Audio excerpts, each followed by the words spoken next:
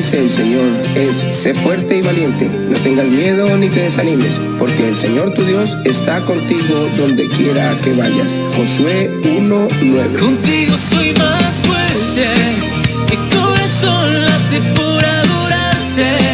Cuando el mundo falla y estás tú, mi luz, mi camino, mi Padre Jesús. Contigo soy más fuerte, mi corazón late por adorarte.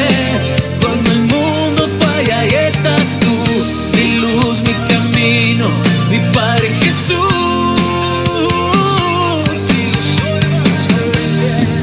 Cuando siento que no puedo más y las fuerzas no me alcanzan, cuando el miedo me hace renunciar,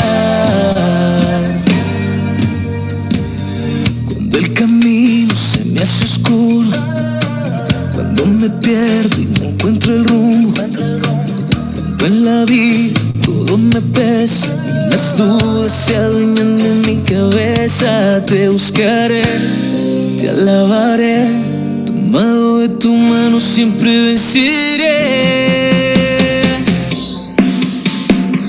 Contigo soy más fuerte, mi corazón late por adorarte. Cuando el mundo falla y estás tú, mi luz, mi camino, mi Padre Jesús. Contigo soy más fuerte, mi corazón late por adorarte. Cuando el mundo falla y estás tú, mi luz, mi camino, mi Padre Jesús.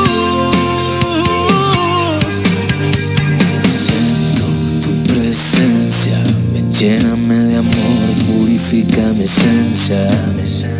Divina providencia, es tu bendición, razón de mi existencia. Siento tu presencia, lléname de amor, purifica mi esencia. Divina providencia, es tu bendición, razón de mi existencia. Tu presencia, ven, lléname de amor, purifica mi esencia.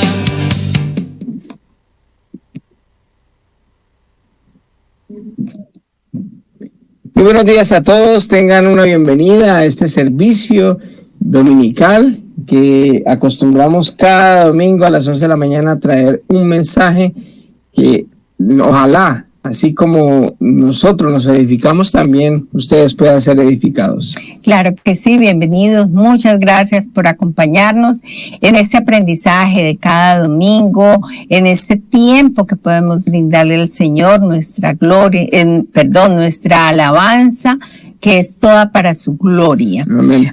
Y mire que nosotros la verdad hay momentos en que desfallecemos porque empezamos como a pensar, ¿será que esto sí vale la pena? ¿Será que seguimos haciendo esto? Porque a veces vemos que no muchas personas ven los mensajes. Nosotros lo hacemos con el mayor de los gustos, pero ¿sabe qué?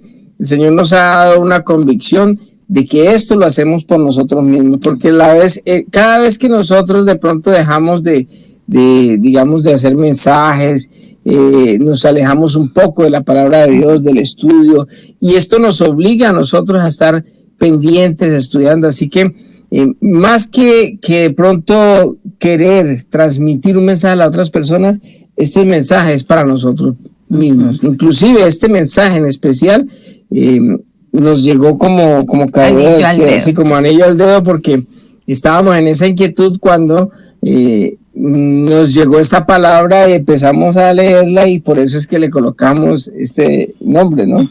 No nos cansemos de hacer el bien. Empezamos a hacer esto y no nos cansemos de hacer. Entonces, de verdad que vale la pena seguir adelante, seguir buscando al Señor, seguir haciendo lo correcto, porque uno no sabe quién se beneficia de esto. Exacto. Yo anhelo, en el momento en que lo yo anhelo, nuestro anhelo más adelante hacia el futuro es que como esto queda grabado ahí, que de pronto nuestros nietos en un futuro, ya cuando nosotros no estemos, puedan ir a la página de nosotros y poder alimentarse, edificarse, porque cada día la situación está más difícil, cada día hay más apostasía, cada día hay menos iglesias, cada día hay más desánimo y todo el mundo se va alejando, entonces como que no hay una fuente, digámoslo, fidelina, pegada a la palabra de Dios. Sí, porque cada día como que el evangelio se va haciendo más light, ¿no? Sí, más se va extendiendo. Ahora, no somos los únicos, pero sí hay mucha apostasía en las redes, en las calles, y uno cada que va a un determinado sitio, de pronto con ganas de escuchar palabra, ve ciertas cosas que de pronto, como reglas, como requisitos que empiezan a colocar y a predicar un evangelio que definitivamente no es el evangelio, las buenas nuevas, que es que Jesucristo murió por nuestros pecados y resucitó el tercer día. ¿Para qué? Para que nosotros podamos tener la confianza y la fe de que cuando hemos invitado a Jesucristo, a nuestro Dios y Salvador, como nuestro Dios y Salvador, valga la redundancia, nosotros pasamos a ser hijos de Dios y tenemos la salvación. Somos salvos porque Él paga por el precio del pecado. Así que no nos cansemos de hacer el bien, que en su tiempo vamos a cosechar. Amén, así es. Mira, hablando de lo que estábamos diciendo, ¿no? En la palabra de Dios hay demasiadas enseñanzas, son tantas que es como difícil contarlas, ¿verdad? Sí. Pero es allí donde nosotros, cuando cualquiera de nosotros necesita buscar de esa sabiduría para tomar una decisión o para vivir simplemente de acuerdo a lo que es la voluntad de Dios, ¿no? Cuando nosotros sabemos, estamos buscando esto, podemos acudir a la palabra de Dios y es allí, esa palabra de Dios es la que nos conduce a llevar esa vida conforme a la voluntad de Él, esa buena vida en unidad con Él, en unidad con nosotros, con nuestros semejantes, La semana pasada estuvimos hablando precisamente de eso, de cómo vivir en armonía. Ahí está nuestro mensaje en la página de YouTube. Allí la pueden encontrar, cómo vivir en armonía. Entonces es más o menos como una secuencia. Claro, porque es que la voluntad de Dios, ¿cuál es? La voluntad de Dios, digamos, como resumió Jesucristo los 10 mandamientos. Los 10 mandamientos fue amar a Dios sobre todas las cosas y al prójimo como a ti mismo. Cuando nosotros cumplimos esas dos cosas, pues nosotros estamos cumpliendo los mandamientos, estamos cumpliendo todos los mandatos y también los profetas. O sea que está resumida la Biblia en eso. El mismo Cristo fue el que hizo eso para que nosotros no nos compliquemos con tantas cosas. Es que a veces nos metemos en tantas cosas y Arjona tiene una canción, ¿no? Que es muy diciente y es bonita por eso, porque es que la Biblia, todo lo que está escrito se resume en amor. Vaya y practíquelo. O sea, no necesita uno saberse todos los mandamientos, saberse qué es lo que tiene que hacer. No, cuando uno ama y cuando uno puede poner a Dios en primer lugar y amar al prójimo como a sí mismo, entonces simplemente está cumpliendo la ley de Dios. Toda la ley. Tremendo, tremendo. Bueno, hoy precisamente nosotros queremos estudiar la ley resumida en amor. Amén. Para ver cómo la vamos a vivir. Mire, en el Nuevo Testamento, Jesús lo muestra de una manera muy práctica que nos va a ir enseñando a vivir en unidad con Dios y con el prójimo. Muchos llaman a esta enseñanza como la constitución del cristianismo. Y es el Sermón del Monte. Yo creo que esto es algo muy familiar para muchos. Y miren, Jesús comienza con lo que conocemos también como lo que son las bienaventuranzas, que en otras palabras se define como doblemente bendecido. Bienaventuranza igual doblemente bendecidos. Bueno, la pregunta es, ¿cuántos no padecemos en este mundo de algo? En algún momento hemos padecido de cosas que no podemos realmente o físicamente manejar o de las injusticias. ¿Será que ustedes no? Nosotros sí, ¿verdad? Claro. Entonces, esas son preguntas que nos podemos empezar a hacer. Y Jesús nos da, digamos, la solución o la alternativa de lo que nosotros padecemos, porque muchas veces nos quejamos por las situaciones que estamos pasando, ¿no? Hay momentos difíciles, cada día se pone peor, a veces uno queda en desempleo, muchas veces uno trata de hacer lo correcto y le va mal, o sea, hay cosas que incluso cuando uno se vuelve cristiano, a veces como que pareciera que todo se viniera en contra, ¿no? Sí. Porque de pronto uno anteriormente no tenía escrúpulos para de pronto hacer un negocio ahí como medio chueco, pero cuando empieza uno a vivir honestamente, transparentemente, cuando uno quiere hacer la voluntad de Dios y quiere agradar a Dios, entonces empieza como a disminuir y empieza uno a sufrir ciertas cosas que uno diría, ese hombre, pero es que antes como que no era así. Como que no era así. Entonces, por eso cabe la pregunta, ¿no? ¿Cuánto no hemos padecido en este mundo? ¿Cuánto no sufrimos injusticias? ¿Cuánto no sufrimos de pronto cosas que uno ve que hay gente que es mala, que hace cosas feas, malas y todavía están como, entre comillas, bien, ¿no? Viviendo bien. Entonces, miremos lo que dice el Señor, ¿no? Vamos a ver esa voz de aliento. Este sermón, que es el más conocido de Jesús, y que comienza así. Eso lo vamos a leer en Mateo 5, del 3 al 12. Toma tus apuntes y sigue la lectura con nosotros y después también lo puedes buscar y leerlo más detenidamente. Mateo 5, del 13 al 12, dice así. Dios bendice a los que son pobres en espíritu y se dan cuenta de la necesidad que tienen de Él, porque el reino del cielo les pertenece. Dios bendice a los que lloran, porque serán consolados. Dios bendice a los que son humildes, porque heredarán toda la tierra. Dios bendice a los que tienen hambre y sed de justicia, porque serán saciados. Dios bendice a los compasivos, porque serán tratados con compasión. Dios bendice a los que tienen corazón puro, porque ellos verán a Dios. Dios bendice a los que procuran la paz, porque serán llamados hijos de Dios. Dios bendice a los que son perseguidos por hacer lo correcto, porque el reino del cielo les pertenece.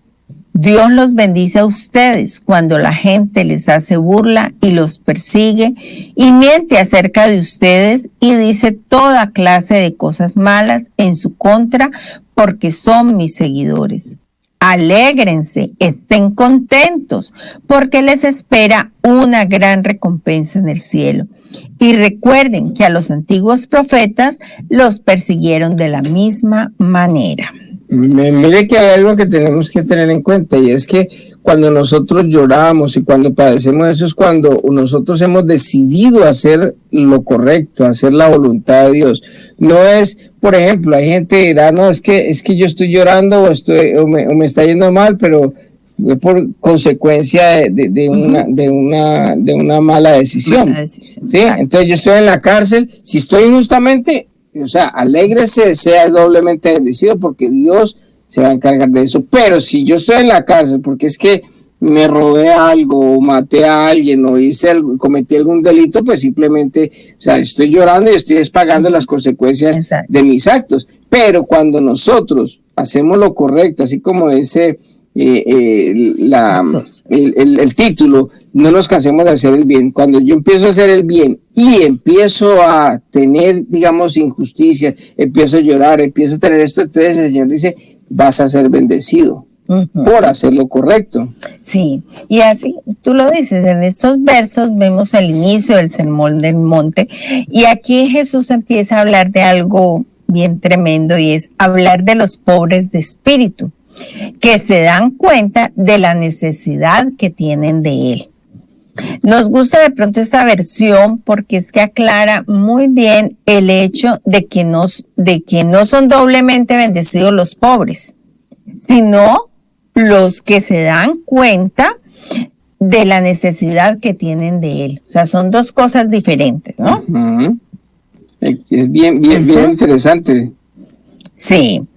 Entonces, tristemente, esto se ha prestado para mucho, ¿no? Para confusiones, y por error de muchos siglos se ha malinterpretado este versículo como si dando a entender que la pobreza económica fuera como sinónimo de humildad. Es que anteriormente, hace muchos años, hace muchos siglos atrás, por la explotación que había de las personas, entonces muchas veces la iglesia tradicional, equivocada, errada en ese momento, agarraba y le decía, le metía, le lavaba la mente a las personas, y entonces le decían, preste toda la plata para acá, que usted va a ser doblemente bendecido si usted no tiene nada de plata. Entonces, como que los ricos se van para el infierno y los pobres se van para el cielo. Entonces, pero era una simple manipulación para poder explotar a las personas. Es lo que hacen de pronto muchos gobiernos dictatoriales, ¿no? Que dicen que es que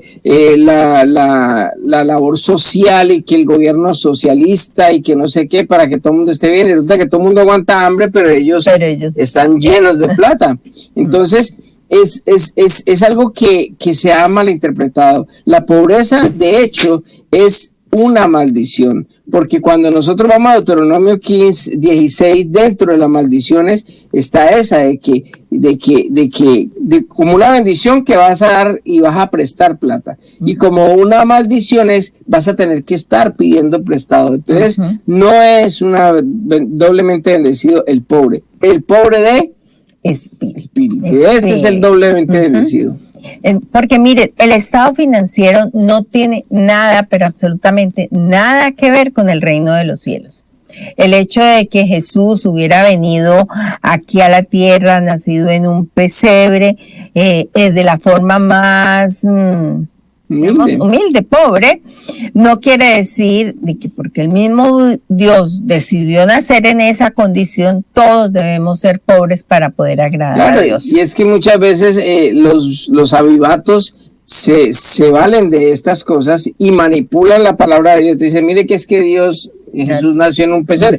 Él lo hizo porque él desde un principio quiso ser humilde. Él hubiese podido nacer en el palacio, como hijo del rey. Y él lo hizo precisamente para identificarse con todos nosotros y no tener ningún privilegio especial y que pudiera hacernos dudar de su grandeza, ¿verdad? Imagínese que él hubiera nacido como el hijo de un faraón. Entonces uno diría, pues que siendo hijo del faraón, hijo del rey, ¿cómo no? Y más de uno iba a sacar el pretexto, ¿no? Entonces, claro, pues que así quiero. Si yo hubiera nacido en una cuna de oro, pues yo también hubiera tenido eso, yo hubiera hecho eso, en fin, muchas cosas. Pero Dios, preveyendo todo, Él se despoja y Él viene humilde y viene a nacer en un pesebre para mostrarnos a nosotros que la humildad no es el hecho de nacer en el pesebre, sino que Él, siendo Dios, vino desde allá, inclusive de una vereda insignificante que era Belén, y aparte de eso fue a vivir a Nazaret, que dice que era el nazareno, que en un pueblo donde todo el mundo decía, pero qué bueno puede venir de Nazaret. ¿Qué cosa buena puede venir de Nazaret? Entonces todo eso demuestra la humildad del Señor, pero no es por el hecho de pobreza, sino porque Él lo quiso hacer así para darnos una enseñanza muy grande de humildad, que no depende de la chequera, como tú lo decías, o del estado bancario, el bienestar de una persona. Que una persona puede estar pobre, humilde, en lo que sea, sin dinero, pero puede ser una persona grande en el reino de los cielos. Amén. Porque es que la humildad no es pobreza. Exactamente. Yo creo que un buen ejemplo de pobreza y humildad lo podemos ver de esta forma, ¿no? El pordiosero que está pidiendo dinero. Un semáforo. Recogió lo suficiente y tuvo hambre. Bueno, fui y me comí una hamburguesa y se sentó en... Sí, de las baraticas, de las que venden en la calle, ¿no? De pronto acá en Norteamérica de pronto no pasa eso, pero por ejemplo en Colombia hay puestos de hamburguesa, o de perros calientes, o de comida rápida. Y uno la compra y se sienta ahí en el andén, ¿no? Sí, entonces se sentó allá a comérselo. ¿Se podría decir que esa persona está siendo humilde? Sí, porque uno diría, ay, ese señor tan humilde, mire, comiendo ahí, por dioserito, pobrecito, humilde. Qué humilde, pero no, ¿verdad? Porque esa forma, esa es su condición de vida. Él no está siendo humilde, y no que es que le toca, porque no tiene dónde más comer. Sí. Se consiguió la hamburguesa, se la sentó, se la comió y ahí está. Pues no eso tiene estaba más normal, dónde comer, ¿no? y es lo que hace, es su estilo de vida. Entonces eso no es que sea humilde, él es pobre, pero no es humilde. De hecho puede ser más orgulloso que cualquiera. Dice, uy, no, sáqueme la cebolla. Sin cebolla, por favor. Pero digamos que llega un Bill Gates, uno de los hombres más ricos del mundo, por solidaridad, pudiendo él comer en el restaurante más lujoso que haya en la ciudad, comer el menú más exquisito. Él se ha despojado de todos sus privilegios, compra la hamburguesa y se sienta allí a comerla con el pordiosero. Y hablar con él. Entonces, ¿podríamos decir que esto lo está haciendo Bill Gates por pobreza? Como el pordiosero, que es su estilo de vida. No es su condición, él se despoja, incluso él podía comprar el restaurante más costoso de la ciudad, o el mundo, y él simplemente se despoja y viene y se sienta al lado de él porque está demostrando humildad, o sea, quiere identificarse con él, o sea, que hay un despojo, o sea, hay algo que uno desprende para uno poder llegar a esa condición.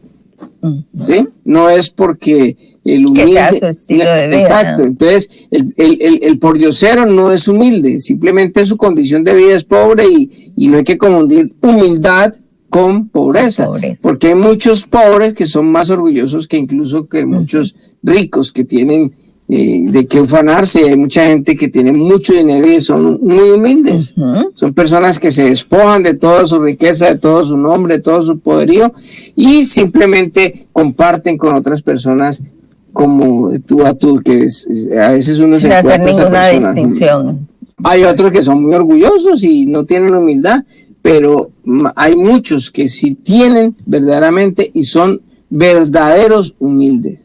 Sí, señor. Bueno, un claro ejemplo de esto lo vemos en Jesús. Vamos a leer Filipenses 2, del 5 al 8. Bueno, dice así: la actitud de ustedes debe ser como la de Cristo Jesús, quien siendo por naturaleza Dios, no consideró el ser igual a Dios como algo a que aferrarse. Por el contrario, se rebajó voluntariamente, tomando la naturaleza de siervo y haciéndose semejante a los seres humanos. Y al manifestarse como hombre, se humilló a sí mismo y se hizo obediente hasta la muerte, y muerte de cruz. Amén. Vemos ese ejemplo, ¿no? Allí es él nos habla de eso, de la humildad con la que vino Jesús, que se despojó de ese privilegio de ser Dios. Él estaba en el cielo y los ángeles le alababan, le decían santo, santo, santo, y se despoja de todo eso para venir inclusive a humillarse a una cruz. ¿Por qué? Por amor a usted y a mí, para que nosotros pudiéramos ser salvos. ¿Cómo ser salvos de qué? Pues había una sentencia que decía que el alma, o que dice, el alma que peque debe morir. Y sí, todos hemos pecado. Todos algún día hemos hecho. Algún día, ¿no? Todos los días, pero pues algún día hay gente que dice que no, que son buenas, que yo no he matado, yo no he robado, yo no he hecho esto, pero algún día, así sea una mentira, he hecho. O ha dejado de hacer algo que tenía que hacer. No dejes de hacer lo que tienes que hacer, ¿sí? O simplemente ha hecho lo que tiene que hacer y el Señor lo llama como siervo inútil, porque lo que tiene que hacer es lo que hace. No va a la milla extra. No va a la milla extra. Entonces, de alguna manera u otra siempre pecamos. Entonces nosotros lo que tenemos como sentencia es la muerte. Entonces, ¿qué hace Jesús? Viene, se despoja de su trono, porque no había otro medio, no había otra forma de cómo salvar la humanidad. Él se despoja de todo eso y se viene a este mundo, viene como hombre. El solo hecho de ser hombre ya se humilló. Y aparte de humillarse, de volverse humilde como nosotros, con los mismos sentimientos, con las mismas rabias, con los mismos deseos, con las mismas cosas. De hecho, él nació como un bebé, donde necesitaba que María le limpiara la colita, le diera tetero, la tetica y eso. O sea, tuvo que depender, sí, como un bebé. ¿Para qué? para Él hacerse semejante a nosotros, humillándose, volviéndose humilde para darnos esa salvación. Así como nosotros muere sin pecar, entonces Él cuando muere sin pecar está pagando por nosotros que sí pecamos. Pues como Él no había pecado, entonces no se le halló cargo a Él de ninguna clase en el infierno o en lo más bajo, que el Hades o el infierno, el que tenía las llaves era Satanás, que se le había quitado a Adán en el huerto del Edén. Entonces cuando no se le halló culpa, las llavecitas me las entrega, por favor, resucita al tercer día y Él tiene las llaves de la muerte. Y por eso el apóstol Pablo dice: ¿dónde está, oh muerte, tu aguijón? ¿Dónde está, oh sepulcro, tu victoria? Porque ya la muerte ya no tiene ningún poder con los hijos de Dios, con los que han invitado a Jesucristo como mi Salvador, los que están conscientes y lo han recibido a Él, le han dicho: mire, muere por mí, ¿sí? Sea mi abogado, por favor, yo quiero que usted, eso que usted hizo sin necesidad de haberlo hecho por su propia voluntad, yo quiero que usted lo tenga en cuenta como si fuera yo. Entonces, cuando yo hago eso de fe, de corazón y creo, pues simplemente soy salvo ¿de qué? De morir. Por eso Él resucitó al tercer día. Asimismo, la esperanza nuestra es que Amén. Vamos a resucitar también como Él resucitó. Así es. Bueno, volviendo a encarrilarnos aquí, ¿no? Un poquito, desde el reino de los cielos le pertenece a los que ven la necesidad de un Salvador, esos que están conscientes de que han pecado, que necesitan de eso. Que son pobres de espíritu. Exacto. Ese pobre de espíritu es ese, ¿sí? El tener pobreza de espíritu es eso, es saber de que necesito. Ver la necesidad, sí. Los que no tienen lo suficiente, que son escasos o pobres de espíritu. Dice que sus actos, sus pensamientos, sus rezos, sus oraciones, lo que hagan, no llega como a la estatura a dar esa talla para considerarse buenos o entrar al reino de los cielos por sus propios méritos, ¿no? Y mira que es algo como que uno diría, no, pero ¿quién va a hacer eso? ¿Quién se va a creer? Y sí, hay mucha gente que simplemente dice, no, mire, no van a la iglesia o no escuchan un sermón porque dicen, no, yo no, porque yo soy bueno, yo no he matado, lo que hablábamos ahora, yo no robo, yo no mato, yo soy bien con mi esposa, yo trabajo, una persona tranquila. Y muchas veces esa pasividad y esa, digamos, esa bondad, entre comillas, esa convicción que tienen, es la que le impide a esa persona ser pobre de espíritu. Entonces no es doblemente bendecido, porque simplemente una persona que no acude a Jesucristo, pues simplemente no va a ser salva. ¿Por qué? Porque Jesucristo dice: yo soy el camino, la verdad y la vida. Nadie llega al Padre sino por mí. Exacto. Entonces, ¿qué necesitamos? Ser pobres de espíritu. ¿Qué?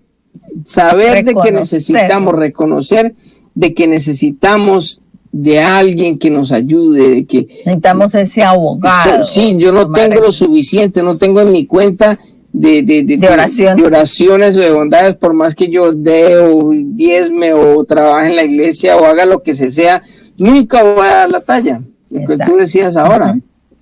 Bueno, luego vemos que sigue diciendo el Señor que Dios bendice a los que lloran, a los humildes, a los que tienen hambre y sed de justicia, también a los compasivos, a los de corazón puro, a los pacifistas, a los perseguidos por hacer lo correcto.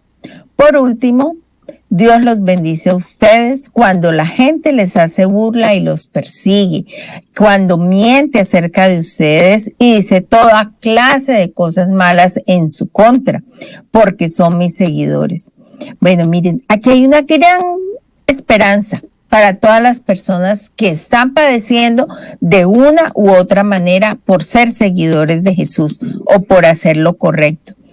Tú hablabas al principio de eso, ¿no? Que muchas veces uno dice, pero tal persona, ¿por qué le va así? O el que está haciendo las cosas mal, ese progresa y le va bien. Esto es bien importante porque cualquier persona que nos esté escuchando de pronto que ha decidido tomar el camino de Dios y que de pronto está pasando por una situación difícil, este mensaje es para nosotros, porque a veces nos sentimos todos nos sentimos a veces mal porque tratamos de hacer las cosas bien, a veces incluso en el trabajo, uno trabaja bien, se esfuerza y todo eso, y de pronto le dan el premio a otro. Y uno dice, pero Señor, si yo estoy haciendo las cosas bien, estoy tratando. Entonces ahí se da cuenta uno de que muchas veces uno no está trabajando para Dios, sino para la gente. Para los hombres. Entonces ahí son cositas que uno empieza a conocer, empieza a darse cuenta de cómo son las cosas. O sea, cuando yo trabajo es para Dios. Si a mí me da reconocimiento, bien, y si no, está bien, porque lo estoy haciendo para Él. Amén. Y soy consciente de que Él es el que me da la recompensa, no es el jefe, ni son las cosas de aquí, no, es Dios. Por eso yo debo hacer lo que debo hacer para Dios. Exactamente. Entonces, miren, quizás esta puede ser la respuesta a esa inquietud que muchos hemos tenido en la mente cuando hemos visto las injusticias que les pasan a personas que obran bien, que son ejemplares en la vida, pero como que les va mal, sufren de muchas cosas aquí en la tierra, ¿verdad? Bueno, el Señor nos dice precisamente en este Sermón del Monte que leímos al principio que muchas cosas que se sufren aquí en la tierra, ¿verdad? Pero el Señor dice aquí, alégrense, estén contentos. ¿Por qué? Porque les espera una gran recompensa en el cielo. Esa es la esperanza, ¿verdad? Amén. Esa es una gran promesa que Dios hace a las personas que por alguna razón injusta están pasando por una situación difícil. Llámese problema económico, por hacer lo correcto, llámese enfermedad, que lloran por un sufrimiento injusto, o que simplemente ven que como a pesar de hacer las cosas con honestidad, que nunca se les dan las cosas aquí en este mundo, saber de que tendrán una recompensa en el cielo. Bueno, pero entonces muchos dirán, no, pero pues es que lo mejor es la recompensa porque no quiere la den aquí en la tierra, ¿verdad?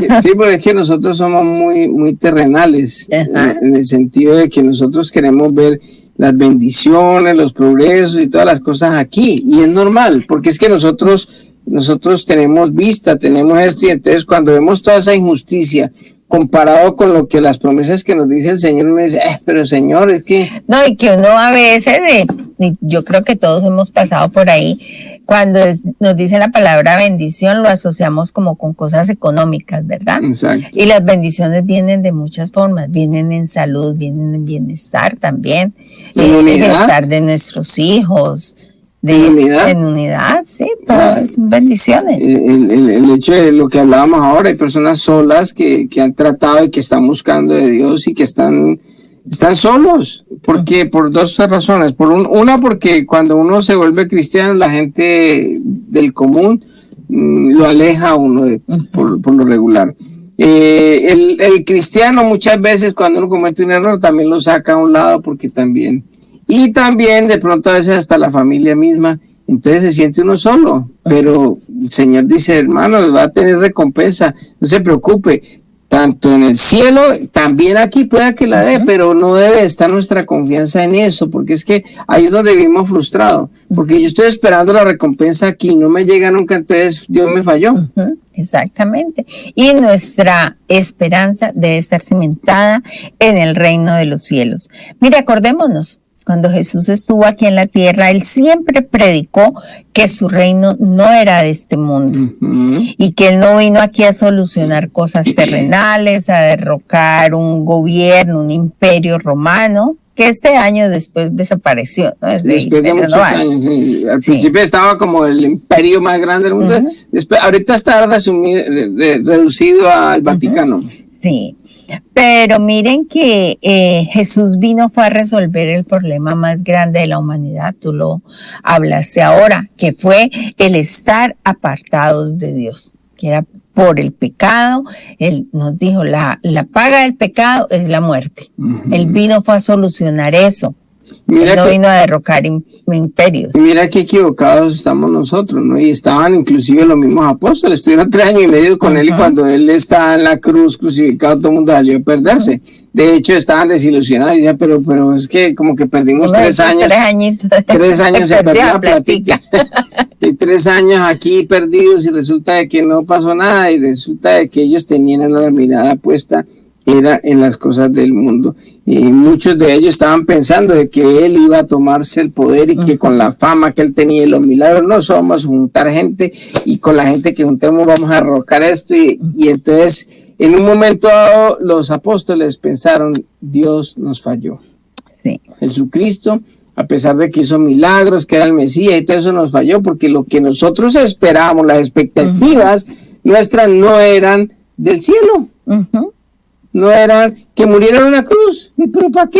¿Para qué va a morir? Nosotros necesitamos muertos, nosotros necesitamos vivos para que derroquemos a este imperio. Y resulta de que las expectativas de ellas eran esas, pero las expectativas de Dios o los propósitos de Dios eran morir por la humanidad para salvarnos. Era mucho más grande que simplemente derrocar un imperio, que si hubieran derrocado ese imperio después hubieran ido otro. Exactamente. Entonces, no, y hablábamos también al principio que tristemente hoy en día se predica un evangelio tan light, tan pobre, donde se promete que si nosotros seguimos a Jesús vamos a vivir bien, a conseguir buenas cosas aquí en la tierra. Y si diezma, el Señor le va a multiplicar. Que vamos a vivir en victoria en todo lo que pidamos.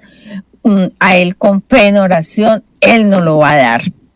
Pero si vemos los héroes de la fe en el libro de Hebreos, vemos algo muy diferente a lo que se predica hoy en día. Y es que debemos poner nuestra esperanza siempre en las cosas de arriba, no en las de aquí abajo de la tierra. Y todas esas personas que nombra la Biblia del Antiguo Testamento, desde Abel, Enoc, Noé, Abraham, Isaac, Jacob, José, hasta la misma Sara, también nombra a Moisés y a muchos más que aparecen como personas que demostraron su fe con lo que hicieron y que murieron con la esperanza, con esa esperanza puesta en Dios. Todos creyeron las promesas, pero no las alcanzaron a recibir aquí en la tierra. Abraham, Dios le prometió la tierra prometida y no la vio. De pronto, el mismo, no, y Abraham también, sí. Porque Abraham no estuvo en ella, ni ninguno de sus hijos. Moisés inclusive la pudo ver desde arriba, lejos. Pero realmente no era eso lo que ellos estaban esperando en la tierra, sino que ellos estaban esperando era la persona que iban a ser por medio de la descendencia, que era el Mesías, para ser el Salvador del mundo. Sí, entonces ellos murieron con la esperanza de que el Salvador va a venir algún día. Y esa era la esperanza del pueblo judío. Inclusive en este momento ellos todavía están esperando al que ya vino. Sí, y la esperanza de ellos sigue, digamos, pensando erróneamente, ¿no? Ellos están esperando el Mesías y esa promesa desde antes. Nosotros, gracias a Dios, ya lo tenemos porque Él ya vino a este mundo, ya vino, cumplió su tarea, lo que iba a hacer, vino, vivió 33 años, murió, resucitó y está sentado a la derecha del Padre hoy en día. O sea que tenemos esa esperanza de que eso que ellos no pudieron ver, nosotros sí lo vimos, pero ellos murieron contentos, ellos murieron esperanzados, con esa esperanza, porque ellos tenían puesta su mirada es en Dios y no en las cosas de la tierra. No estaban esperando, ustedes ya fue esto o lo otro, o es que vamos a agarrar esto, o vamos a tener esta tierra o no. Ellos estaban puestas, la mirada era en Dios. Vamos a leer Hebreos 11 del 13 al 16 que dice así: todos ellos vivieron por la fe y murieron sin haber recibido las cosas prometidas. Más bien las miraron y les dieron la bienvenida desde la distancia. También confesaron que eran extranjeros y peregrinos en la tierra.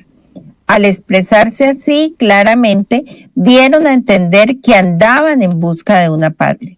Si hubieran estado pensando en aquella patria de donde habían emigrado, habrían tenido oportunidad de regresar a ella. Antes bien, anhelaban una patria mejor, es decir, la celestial. Por lo tanto, Dios no se avergonzó de ser llamado su Dios y les preparó una ciudad. Amén.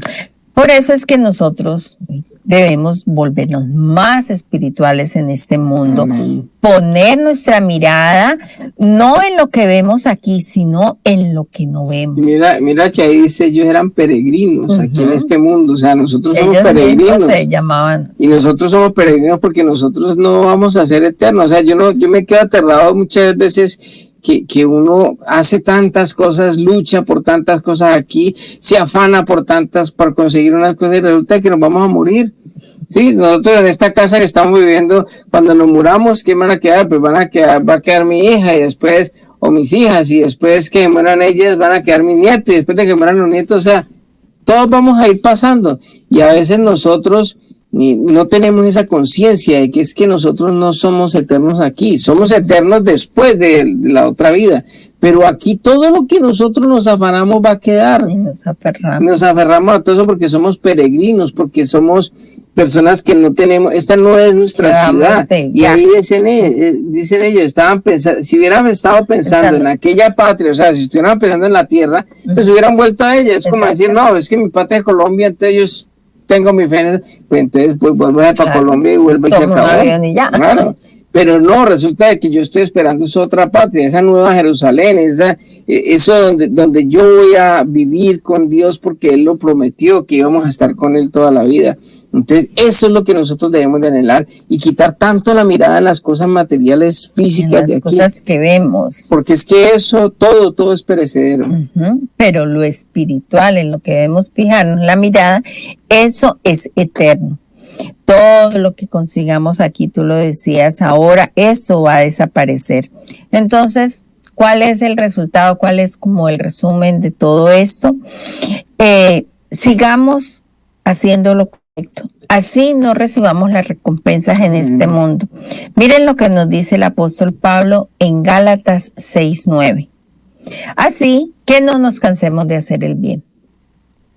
A su debido tiempo cosecharemos numerosas bendiciones si no nos damos por vencidos. Amén. Esas numerosas bendiciones las vamos a recibir en la eternidad. No, Nuestro Padre. Incluso aquí mismo también, porque cuando yo hago lo que es correcto, cuando yo hago las cosas bien, cuando yo no me canso de hacer el bien, pues estoy también sembrando aquí en la tierra y también voy a cosechar aquí. O sea, no es del todo que nos esperemos y todos sembremos para la eternidad. Sí, estamos sembrando para la eternidad porque estamos siendo obedientes a lo que Dios nos habla y nos dice, pero también vamos a recibir beneficios aquí. Si yo soy una persona bien trabajadora, honesta y esto, pues voy a tener un buen trabajo y me van a subir el sueldo, me van a tener en cuenta las cosas, voy a ser el último si van a despedir a alguien en quien van a pensar en despedir. Si soy buen esposo, pues voy a tener una buena relación con mi esposa.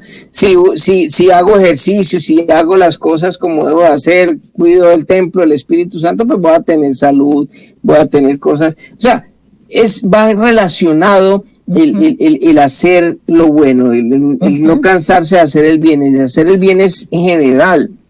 En lo que uno dice, que tú sí seas sí, que tú no seas no, que cuando uno vaya a prometer algo lo cumpla, que uno siempre, si lo ponen a escoger entre lo que dice la palabra de Dios y lo que dice el mundo, pues yo escojo la palabra de Dios, pero es que pierde, no importa que pierda, porque quiero hacer lo correcto, no debo de cansarme de hacer el bien, porque en mi tiempo voy a cosechar, sea aquí o sea en el cielo, pero Dios no es deudor de nadie, Dios no se queda con nada, y cada que nosotros actuamos conforme a su voluntad, aún perdiendo en este mundo, es cuando hacemos sonreír a Dios y Dios dice, ahí mi hijo amado, en quien tengo también complacencia, porque Él tenía complacencia o tiene complacencia con su hijo, pero también cuando nosotros hacemos la voluntad de Dios, Dios se agrada de nosotros cuando nosotros no sucumbimos a la tentación, sino que somos firmes,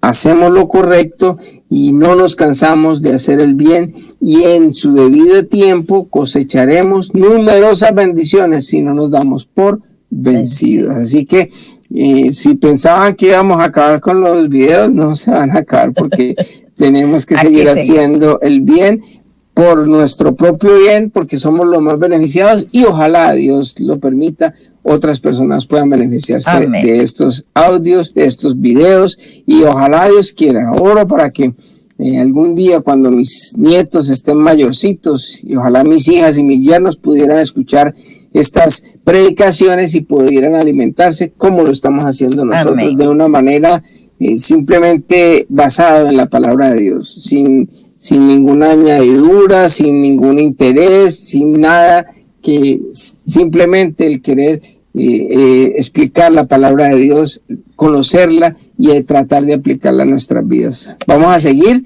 en este Sermón del Monte, que hay mucho que aprender, porque el Señor, eso es lo que Él quiere, que nosotros aprendamos y apliquemos lo que empecemos a aprender. Así es, eso es sabiduría. Vamos a orar. Claro que sí. Amado Padre, Dios Todopoderoso, yo te doy gracias, Dios eterno, por esta palabra que tú nos has dejado, Señor. Esta constitución de tu reino, Señor, porque es que el reino tuyo, Señor, el que tú viniste a establecer, no fue un reino estipulado en alguna ciudad o en algún sitio, sino que es un reino que está instaurado en cada corazón de cada persona. Todos los que te hemos escogido a ti, los que te hemos invitado a ti como Dios y Salvador a nuestras vidas, y que te tenemos como Señor y que tratamos de hacer tu voluntad siempre, Señor. Todos estos que estamos en esta lucha de salir adelante, Señor, somos parte de tu reino, Señor. Y ese reino se ha instaurado en mi corazón, en mi familia, en mi trabajo, en mi vida en general, y ahí es donde tú reinas, porque la gente puede observar lo transparente, lo veraz, lo correcto que queremos ser cada vez. A pesar de que muchas veces caemos en tentación, no hacemos lo que te agrada, Señor, pecamos, te pedimos perdón por eso, Señor, porque no somos perfectos, pero queremos agradarte cada día más, Señor. Queremos seguir adelante haciendo lo bueno, Señor, no cansándonos de hacer el bien, porque sabemos de que a ti te agrada primeramente. Y de pronto, más adelante, yo sé que tú vas a darnos una cosecha por eso. Nos vas a bendecir con tu presencia, con tus dones y con todo lo que tú tienes para nosotros, Señor. Yo bendigo a mi esposa, Señor, te doy gracias por su vida. Te pido, Padre, que nos bendigas y que continúes dándonos palabras, Señor. Bendigo a todos los que nos ven, Señor, en este momento, Padre Santo, o el día que sea, Dios Todopoderoso. Y te doy gracias por sus vidas y ayúdanos a todos a cumplir tu voluntad siempre, Señor, a confiar en ti y a confiar y poner los ojos en esa patria celestial, que nuestra mirada no esté en este mundo, sino en tu reino, Señor. En el nombre de Jesús, amén y amén. Que Dios les bendiga a todos y que tengan un maravilloso día. Bendiciones para todos y nos vemos en una próxima oportunidad. Bye bye.